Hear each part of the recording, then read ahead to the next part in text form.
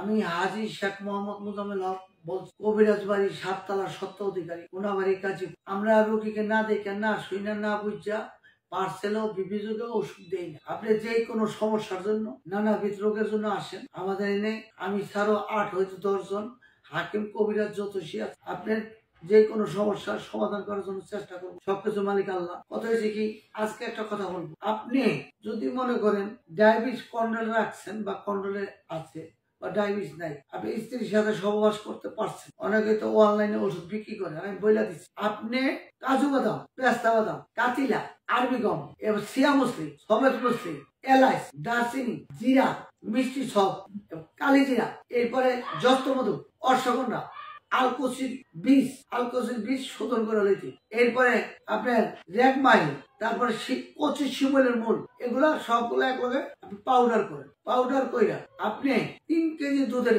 1 KG বানাইয়া একসাথে diabetes না থাকলে কমপক্ষে আধা কেজি মিষ্টি দিয়া আপনি এগুলো একটা হালুয়ার মতো, মানে এমনি বলে হালুয়া, আসলে হালুয়া না, ওইটার নাম হবে মদানন্দ মদক। কোন আয়ুর্বেদ, ইউনানি, চরক সঙ্গীত কোন বইয়ের মধ্যে হালুয়া নাম আমি শুনি নাই। হালুয়া যারা বলে, যারা রাস্তাঘাটে হালুয়া বেছে, রাস্তাঘাটে ফুটপাতের লোকেরা বলে হালুয়া। হালুয়া অর্থাৎ মানে আমার গিন্নি সকালবেলা সুজির হালুয়া দিবে আর রুটি দিবে, পাড়ার দিবে, ওইটারে বলে হালুয়া। আর রাস্তাঘাটে যারা বেচে অনেক লোকে ওই যে হালুয়া, হালুয়া বলতে কোনো জিনিস নাই।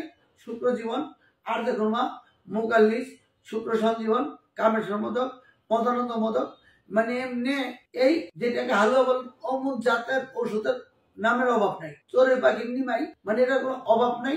হালুয়া বলতে কোনো জিনিস নেই। আমি যেগুলো বলছি এগুলো খান, ইনশাল্লাহ আপনি 7 দিনের মধ্যে রেজাল্ট না পাইলে কবিরাজি জিন্দিগিতে করবো না, কবিরাজি চিকিৎসা দিব না, আর চিকিৎসার কথা বলবো না। ভাই অনলাইনে ওষুধ খাওয়ালেন, আমি যেগুলো বলছি এগুলো করেন। আর আপনি যদি জানতে চান কোনটা কতটুকু নিব, আমার স্ক্রিনে নাম্বার দেওয়া আছে।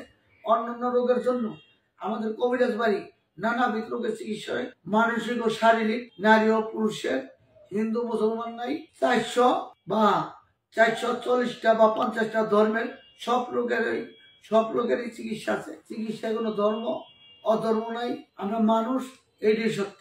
আপনার বেলার অভাব হইলে সনাতন ধর্মের লোকের যদি বেলার দেওয়া হয়, আপনি সনাতন ধর্মের লোক হইবেন না।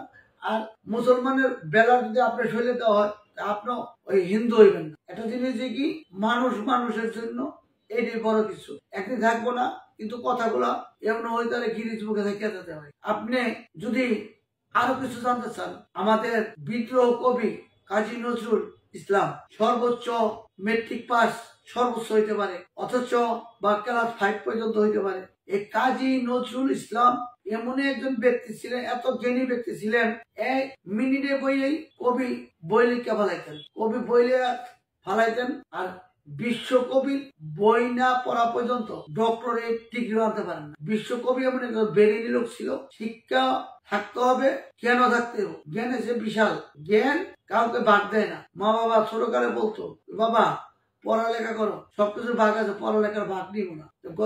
জ্ঞানের ভাগ কাউরে কেউ দেয় না। জ্ঞান আল্লাহ তাআলা যারা যতটুকু দিছে অতটুকু বলে। আর এখন আমরা সবাই ভালো হয়ে যাই। ভালো হইতে ওই যে গানে বলতে, ভালো হইতে পয়সা লাগে না, না ভালো হইতে নামাজ রোজা যে ধর্মে আছেন ধর্ম পালন, ভালো হইতে এটা লাগে, পয়সা লাগে না ভালো হইতে। অনেকে বলেন পয়সা লাগে, টাকা লাগে, না ওই ভালো না। নিজের কালচার ভালো করা, মানুষের জরগা পারলে মিলাই দেবো, না পারলে জরগায় যাবো না।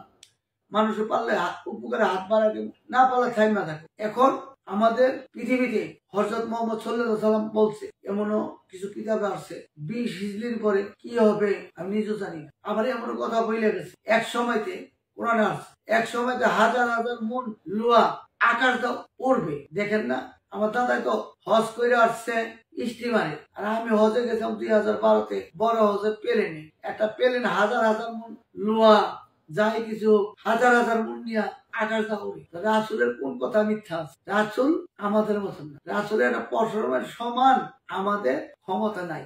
একজন সাহাবীর ঘোড়ার নাক দা পশমে একটা ধুলা গেছে, ওই সাহাবীর ঘোড়ার পশমের সমান আমাদের ইমান নাই। মানে আমাদের বলতে মানে আমার। আবার অনেকের বললে অনেকে মাইন্ড করতে পারেন, মানে অনেকে আবার বলেন দেখা গেছে গলায় মালা, হ্যান ত্যান, আংটি মান্টি, ওইটা এইটা, না ভাই, এটা তো আপনার পরিবেশ। আপনার পরিবেশ ওই কথা বলা তুমি মাথায় না দিয়া কোনটা আপনার পরিবেশ। আপনি আল্লাহ তাআলা কথা বলেন, নামাজ পড়বেন, এটা আপনার ব্যাপার। আমার কথা আমি বললাম। ওই গায়ক গান গাইতে গেলে অনেক লোক যায়, কেউ গান শোনে, কেউ শোনে না, কেউ বাদাম খায়, কেউ বিড়ি টানে, কেউ সিগারেট টানে। কিন্তু বিশ্বের মধ্যে একটা খাবারই খায়, টয়লেটে যায় একটা খাবার আছে, এটা হচ্ছে মানে স্মোকিং। বাংলায় বলা সিগারেট, নাহলে টয়লেট আর কোনো খাবার নেই। একটা খাবার এটা হচ্ছে মানে স্মোকিং সিগারেট, নট স্মোকিং। আমরা সবাই তোবাকারী সিগারেট ছেড়ে দিই। ভালো থাকেন, সুস্থ থাকেন। আসসালামু আলাইকুম।